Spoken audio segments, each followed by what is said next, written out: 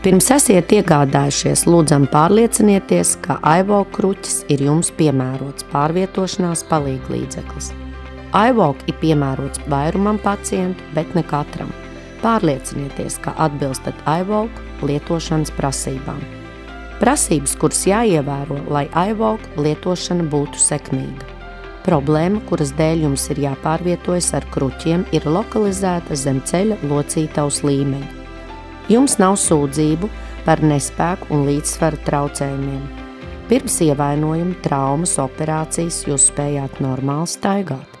Pirms tam jūs varējāt pārvietoties pa trepēm normālā ātrumā un nelietojot margas. Jūsu svars ir mazāks par 125 kg. Atbilstoši savam augumam, jums nav pārmērīgas ķermeņa aptaukošanās. Jūsu augums ir 147 līdz 198 cm. Jums ir jānoskatās visi lietošanas pamācību video. Šīs ir pamatprasības, lai iValk lietošana būtu sekmīga, jūsu ārstēšanās procesa sastāvdaļa.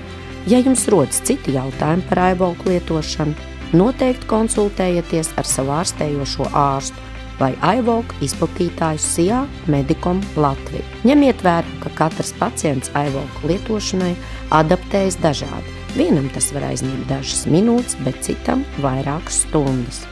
Ja jūs neatbilstat kādām no prasībām sekmīgai iValk lietošanai, iesakām to nelietot, jo ir maz ticams, ka tas ir jums piemērots risinājums.